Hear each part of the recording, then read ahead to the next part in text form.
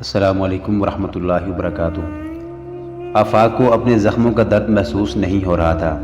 اس کا دھیان اپنی بہنوں کی طرف تھا۔ قیدیوں سے وہ پوچھتا تھا کہ اس کی بہنیں کہاں ہوں گی اور ان کے ساتھ کیا سلوک ہو رہا ہوگا۔ اسے بتایا گیا کہ اس قید خانے کی کوئی دیوار نہیں اور انہیں بیڑیاں بھی نہیں ڈالی گئیں، پھر بھی وہ یہاں سے بھاگ نہیں سکتا کیونکہ سنتری گھوم پھر رہے ہیں، اور اگر وہ یہاں سے نکل بھی جائے تو جائے گا کہاں؟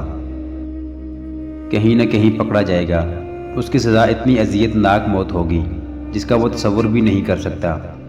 اسے بتایا گیا کہ یہاں کئی سالوں سے قیدی پڑے ہیں جو کرک ہی کے رہنے والے ہیں، لیکن بھاگنے کی جرت نہیں کرتے۔ وہ جانتے ہیں کہ وہ پکڑے نہ گئے تو صلیبی ان کے پورے خاندان کو قید میں ڈال دیں گے۔ ان تمام مجبوریوں اور خطروں کے باوجود آفاق فرار اور بہنوں کو رہا کرانے کی سوچ رہا تھا۔ اس کا جسم چلنے کے بھی قابل نہیں تھا۔ قیدی دن بھر کے تھکے ماندے بے ہوشی کی نیند سو گئے اور آفاق جاگ رہا تھا۔ لڑکیاں پکڑی نہ گئی ہوں، عثمان سارم نے سرگوشی میں کہا۔ خدا کو یاد کرو عثمان، برجیس نے کہا۔ ہم اس وقت موت کے منہ میں ہیں۔ دل سے تمام خوف نکال دو اور خدا کو دل میں بٹھا لو۔ تمہیں دوسرے لڑکوں پر بھروسہ ہے؟ پورا بھروسہ، عثمان نے کہا۔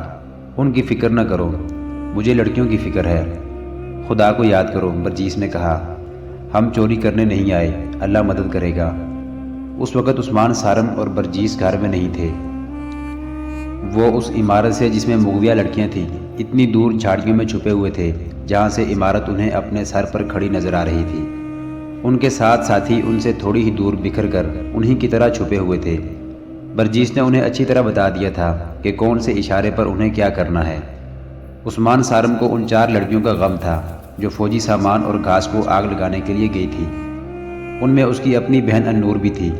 اس وقت تک آگ لگ جانی چاہیے تھی۔ توقع تھی کہ اگر سکیم کامیاب رہی تو آگ کے شعلے اٹھیں گے، پھیلیں گے۔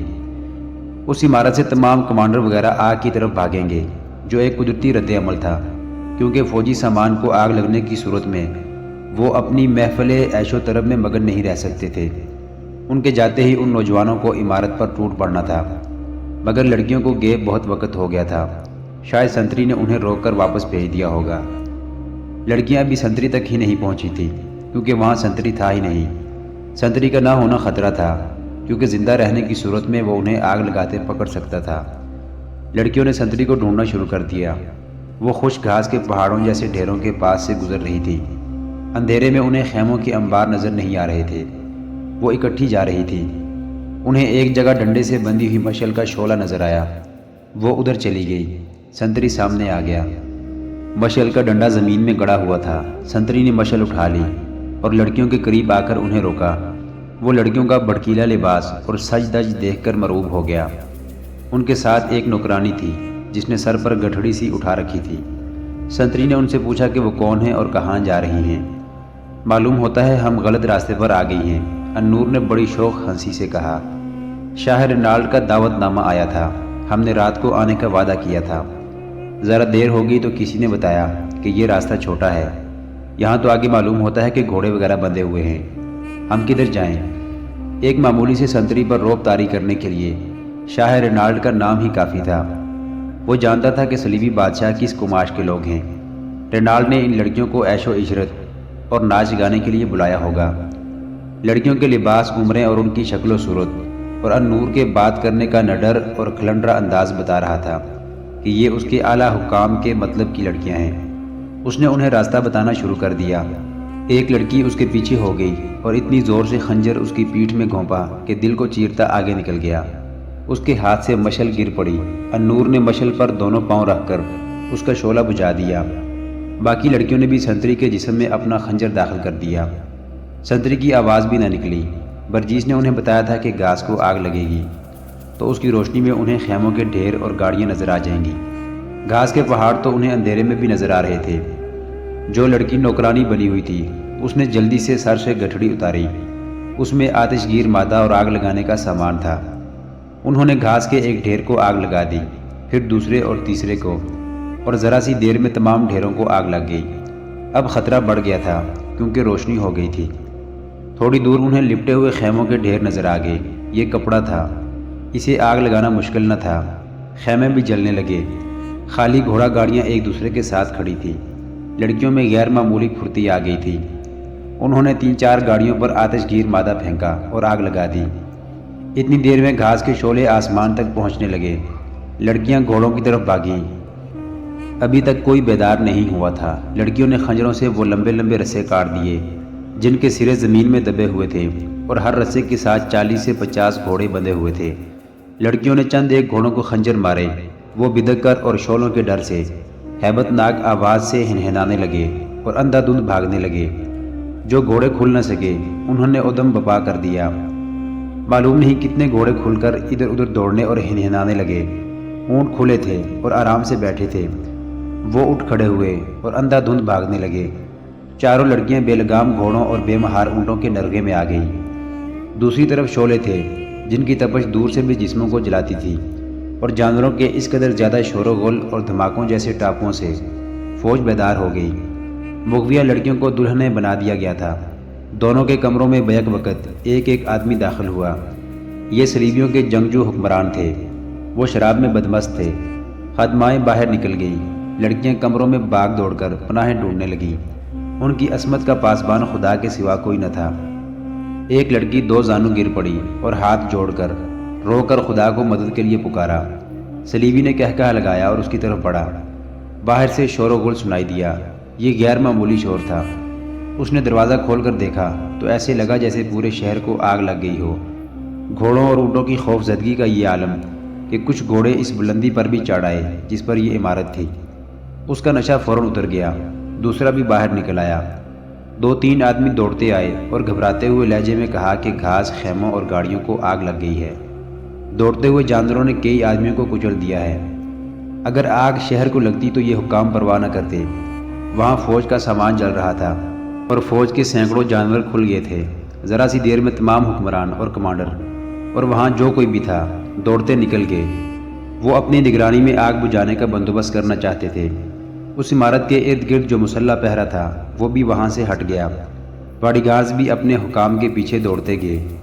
برجیس نے بلند آواز سے پکارا، تم بھی چلو، اور وہ عمارت کی طرف اٹھ دوڑا۔ اس کے 8 جوان بھی دوڑ پڑے۔ ان کے ہاتھوں میں خنجر تھے۔ عمارت کے برآمدوں میں جا کر اس نے اپنے ان 2 ساتھیوں کو پکارنا شروع کر دیا جو وہاں عیسائیوں کے بھیس میں ملازم تھے۔ ان میں سے ایک مل گیا۔ اس نے برجیس کو پہچان لیا۔ برجیس نے اس سے پوچھا کہ آج جو لڑکیاں یہاں لائی گئی ہیں وہ کہاں ہیں؟ اسے معلوم نہیں تھا۔ اس نے کمرے دکھا دیے اور خود بھی ساتھ ہو لیا۔ وہاں اب سہولت یہ پیدا ہو گئی تھی کہ کوئی ذمہ دار آدمی موجود نہ تھا۔ پیچھے نوکر چاکر رہ گئے تھے جو آگے جا کر بلندی سے آگ کا تماشا دیکھ رہے تھے۔ برجیس کی سکیم پوری طرح کامیاب تھی۔ وہ ملازم کی رہنمائی میں ان کمروں میں جانے لگے جہاں لڑکیاں ہوتی تھیں۔ وہاں برآمدوں میں کچھ لڑکیاں کھڑی تھیں۔ ان میں بعض نیم برہنہ تھیں۔ ان سے پوچھا گیا کہ آج جو لڑکیاں آئی ہیں وہ کہاں ہیں؟ انہیں بھی معلوم نہ تھا۔ آخر ایک کمرے میں گئے تو ایک لڑکی مل گئی۔ وہ کمرے میں دبکی ہوئی تھی۔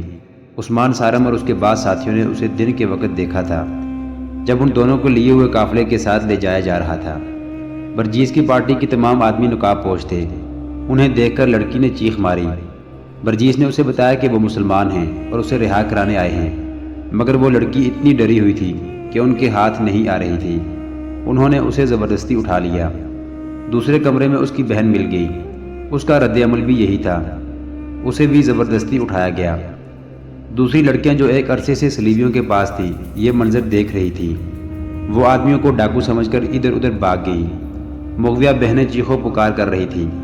انہیں برجیس نے غصے سے کہا کہ وہ سب مسلمان ہیں، انہیں مسلمان گھرانوں میں لے جا کر چھپائیں گے۔ بڑی ہی مشکل سے انہیں خاموش کیا گیا اور جان بازوں کی یہ جماعت وہاں سے نکل گئی۔ آگ کا منظر بے حد خوفناک تھا۔ شعلے توقع سے کہیں زیادہ اونچے جا رہے تھے اور دور دور تک پھیل گئے تھے اور پھیلتے ہی چلے جا رہے تھے۔ گھوڑوں اور اونٹوں نے سارے شہر میں قیامت بپا کر رکھی تھی۔ سارا شہر جاگ اٹھا تھا۔ گلیوں میں، سڑکوں پر اور میدانوں میں ان جانوروں نے اس قدر دہشت گردی پھیلا دی تھی کہ لوگ دبک کر گھروں میں بیٹھ گئے تھے، اور آگ نے جو دہشت پھیلائی تھی اس سے بعض لوگ گھروں سے بھاگنے کی تیاریاں کرنے لگے تھے۔ افراتفری اور بھگدڑ مچی ہوئی تھی۔ سلطان ایوبی کے جاسوس بھی وہاں موجود تھے۔ وہ عقل مند اور موقع شناس تھے۔ انہوں نے آگ، بھاگتے دوڑتے جانور اور افراتفری دیکھی تو یہ معلوم کیے بغیر کہ یہ معاملہ کیا ہے۔ یہ مشہور کر دیا کہ صلاح الدین ایوبی کی فوجیں شہر میں داخل ہو گئی ہیں اور شہر کو آگ لگا رہی ہیں۔ یہ افواہ مسلمانوں کے لیے حوصلہ افزا تھی۔ عیسائیوں اور یہودیوں کے ہوش اڑ گئے۔ یہ افواہ آگ کی طرح سارے شہر میں پھیل گئی۔ غیر مسلموں نے بھاگنا شروع کر دیا۔ صلیبی حکمران اور اعلیٰ حکام آگ کی جگہ پہنچے تو وہاں کوئی انسان نہیں تھا۔ انہوں نے بھی یہی سمجھا کہ مسلمانوں کی فوج قلعے میں کہیں نقب لگا کر اندر آ گئی ہے۔ انہوں نے فوج کو قلعے کے دفاع کے لیے جنگی ترتیب میں فوراً چلے جانے کا حکم دیا اور اسی فوج کے کچھ حصے کو قلعے کے باہر جانے کو کہا۔ 2-3 کمانڈر دوڑ کر قلعے کی دیوار پر چڑھے اور باہر دیکھا۔ باہر خاموشی تھی، کسی طرف سے حملہ نہیں ہوا تھا۔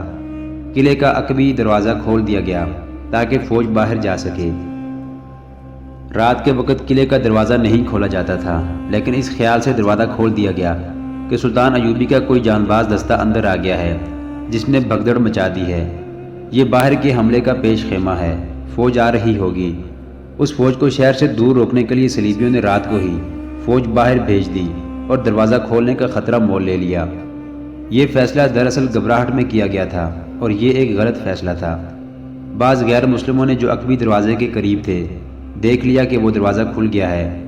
وہ اندھا دھند دروازے کی طرف بھاگے۔ انہیں دیکھ کر دوسرے شہری بھی ان کے پیچھے گئے۔ وہاں سے فوج گزر رہی تھی۔ شہریوں کا سیلاب آ گیا جسے کوئی نہ روک سکا۔